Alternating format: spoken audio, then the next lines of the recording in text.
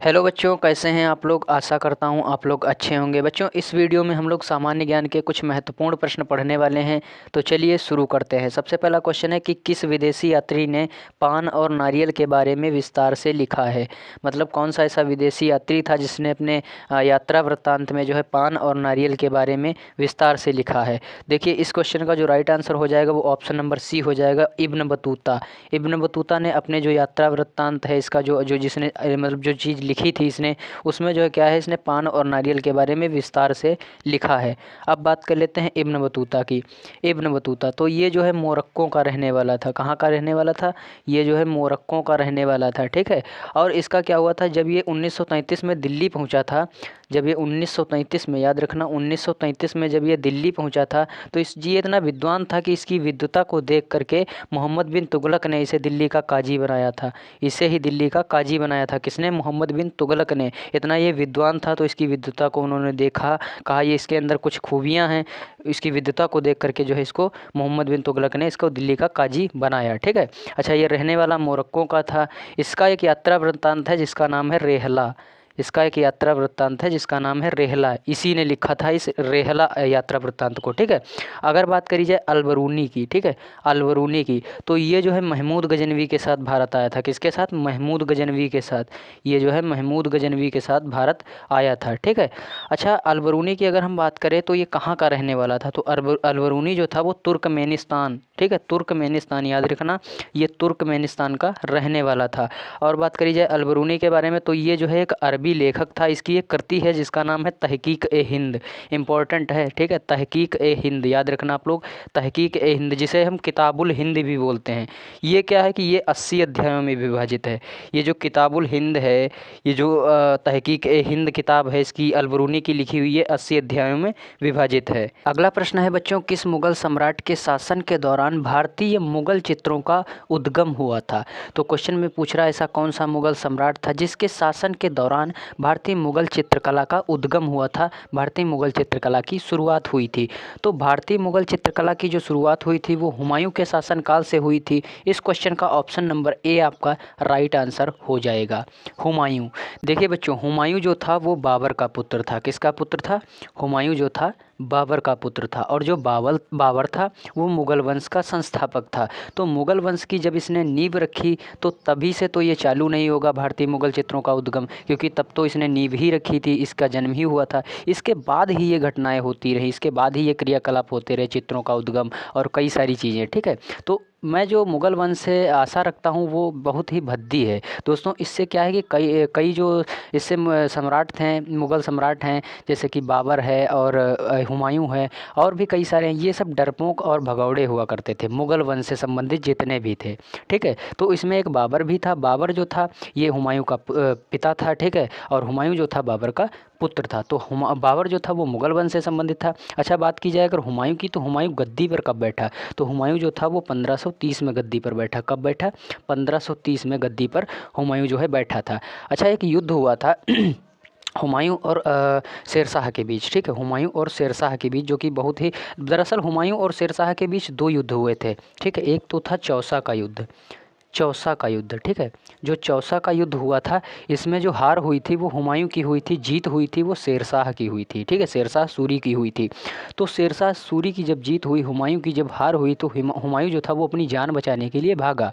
जब हुमायूं जो है अपनी जान बचाने के लिए भागा तो भागते भागते उसको एक व्यक्ति मिला जिसका नाम था निजाम भिश्ती, ठीक है, निजाम भिश्ती जिसका नाम था, उसने ही इस हुमायूं की जान बचाई। देखिए ये यहीं पर भगौड़ा है, ठीक है।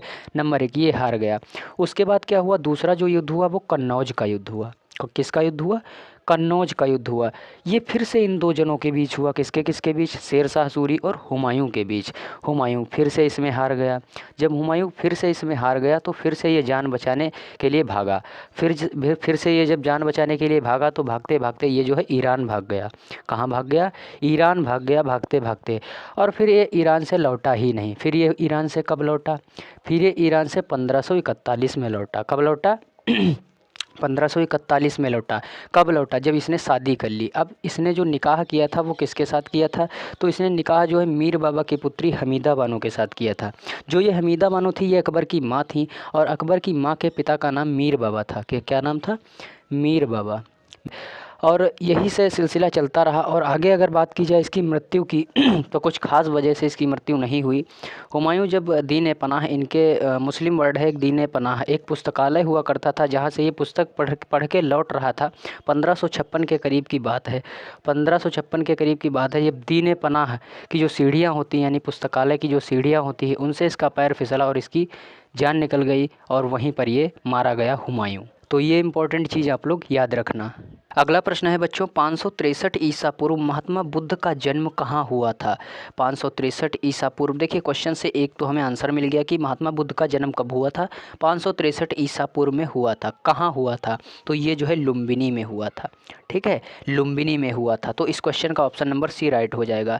लुम्बिनी कहाँ स्थित है? तो ये जो है नेपाल में स्थित है। कहाँ स्थित है? नेपाल में आपका लुम्बिनी जो है वो स्थित है। ठीक है, अगर बात की जाए महात्मा बुद्ध की मृत्यु की तो ये हुई थी कुशीनगर में। कुशीनगर में, ठीक है, कुशीनगर एक ज़िला है। कुशीनगर एक ज़िला है। ठीक है, कुशीनगर एक ज़िला नहीं, कुशीनगर एक जगह है जो कि देवरिया ज़िला में पड़ती है। ठीक है, देवरिया ज़िला में पड़ती है। अब ये देवरिया कहाँ है? तो ये जो है उत्तर प्रदेश में है। ये देवरिया उत्तर प्रदेश में है। ठीक है, अगर बात की जाए गौतम बुद्ध जो थे वो किस धर्म के संस्थापक थे? तो ये जो है गौतम बुद्ध थे, ये बुद्ध धर्म के संस्थापक थे। किसके? बुद्ध धर्म के संस्थापक जो थे वो गौतम बुद्ध थे या जीवी थे, गौतम बुद्ध। ठीक है, और इनके जन्म और मृत्यु से लेकर के कई सारी जो घटनाएं हैं उनके प्रतीक हैं। प्रतीक ही क्वेश्चंस जो है एग्ज़ाम में पूछे जाते हैं। जन्म जो था, जन्म के अगर प्रतीक की बात की जाए तो इनका जो जन्म हुआ था वो कमल और साँड़, कमल और साँड़, जन्म की जो घटना है वो कमल और साँड़ दो प्रतीकों से जानी जाती है, कमल और साँड़। और इनकी एक और घटना हुई, जब ये बड़े हुए तो इन्होंने जब गृह त्याग किया, जब इन्होंने गृह त्याग किया, घर को छोड़ा, तो वो जो प्रतीक बना, वो जो घटना हुई वो घोड़े का प्रतीक, उससे हम लोग घोड़े के प्रतीक से इनके गृह त्याग की घटना को जानते हैं, समझते हैं। ठीक है, और जब इनको ज्ञान की प्राप्ति हुई तो पीपल, क्योंकि इनको पीपल के वृक्ष के नीचे हुई थी, तो ज्ञान की जो प्राप्ति हुई थी वो हुई थी इनकी बोधि वृक्ष या पीपल। ठीक है, पीपल या बोधि वृक्ष, इस जो है हम लोग पेड़ से इनके ज्ञान की प्राप्ति की घटना को जानते हैं। ठीक है, अगर बात की जाए इनके बचपन के नाम, बचपन का नाम इनका क्या था? तो बुद्ध के बचपन का नाम सिद्धार्थ था। क्या था? सिद्धार्थ था। बुद्ध के बचपन का नाम सिद्धार्थ था। सिद्धार्थ के जो गुरु थे उनका क्या नाम था? तो उनका नाम था अलार कलाम। अलार कलाम, ये एक बहुत ही विद्वान व्यक्ति थे। ठीक है, अलार कलाम जो थे बहुत ही विद्वान व्यक्ति थे और ये सिद्धार्थ यानी बुद्ध के गुरु थे। ठीक है, और बुद्ध ने अपना जो प्रथम उपदेश था वो कहाँ दिया था? तो ये दिया था सारनाथ में। इम्पोर्टेंट है, याद रखना, सारनाथ में इन्होंने जो था अपना प्रथम उपदेश दिया था। इनके जीवन की 3 घटनाएं हैं जो कि बहुत ही ज़्यादा महत्वपूर्ण है और हर एक विद्यार्थी को पता होना चाहिए। एक तो था गृह त्याग, महाभिनिष्क्रमण, दूसरा था उपदेश यानी ज्ञान देना, धर्म चक्र प्रवर्तन, दूसरा हुआ मृत्यु, महापरिनिर्वाण। मृत्यु कहाँ हुई? कुशीनगर देवरिया उत्तर प्रदेश में। ठीक है, गृह त्याग किया, धर्म चक्र प्रवर्तन, उपदेश दिए। ठीक है, जिन्होंने 3 उपदेश दिए थे त्रिपिटक के रूप में, जो कि हम लोग जानते हैं। ओके, आगे बढ़ते हैं अगले क्वेश्चन की ओर। अगला प्रश्न है बच्चों, गांधी इरविन समझौता कब हुआ था? गांधी इरविन जो समझौता था वो कब हुआ था? बच्चों बहुत ही मज़ेदार और अच्छा प्रश्न है, गांधी इरविन समझौता कब हुआ था? देखिए, गांधी इरविन समझौता को हम लोग दिल्ली समझौता भी कहते हैं। क्या? दिल्ली समझौता भी, इसी गांधी इरविन समझौता को दिल्ली समझौता भी कहते हैं क्योंकि ये दिल्ली में समझौता हुआ था। ठीक है, अगर बात की जाए इसके बारे में तो ये कब हुआ था? तो ये जो है 5 मार्च 1931। कब हुआ था? 5 मार्च 1931 को ये जो समझौता हुआ था वो संपन्न हुआ था। तो इस प्रश्न का right answer option number D हो जाएगा, 1931 में। ठीक है, अगर बात की जाए महात्मा गांधी के बारे में तो महात्मा गांधी को एक अवार्ड दिया गया था, एक पुरस्कार दिया गया था जिसका नाम था time of the manganese of the year. Time of the manganese of the year, ये कब दिया गया था? तो ये जो है 1930 में दिया गया था, 1930 में। इससे भी प्रश्न पूछता है कि महात्मा गांधी को time of the manganese of the year पुरस्कार कब दिया गया? तो वर्ष 1930 में महात्मा गांधी को time manganese of the year पुरस्कार दिया गया। महात्मा गांधी जी का एक वर्ड है जिससे मैं बहुत ही ज़्यादा प्रभावित होता हूँ, इंस्पायर होता हूँ। वो कुछ इस प्रकार से है, आप भी इससे मोटिवेशन ले सकते हो, जो इस प्रकार से है कि पहले वे आपको अनदेखा करेंगे, फिर वे आप पर हंसेंगे, फिर वे आपसे लड़ेंगे और फिर आप जीत जाएंगे। तो ये एक बहुत ही बड़ा इंस्पायर वर्ड है महात्मा गांधी जी का कि पहले वे आपको अनदेखा करेंगे, फिर वे आप पर हंसेंगे और फिर वे आपसे लड़ेंगे और बाद में आप जीत जाएंगे। तो ये महात्मा गांधी ने कहा था, ठीक है।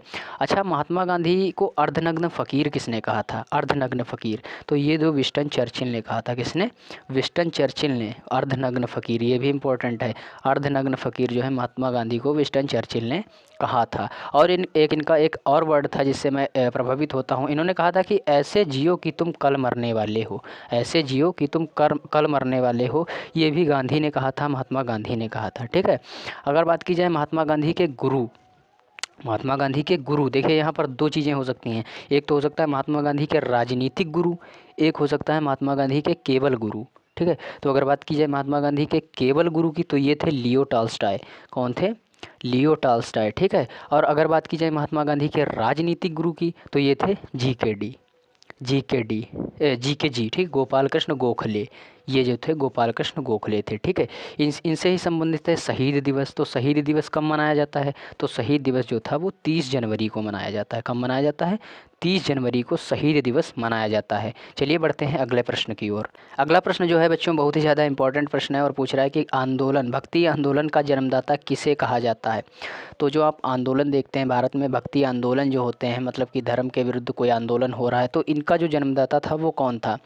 तो इनका जो जन्मदाता था, भक्ति आंदोलन का जो जन्मदाता था, वो रामानुजाचार्य जी थे। रामानुजाचार्य जी थे। उस प्रश्न का option number C right answer हो जाएगा।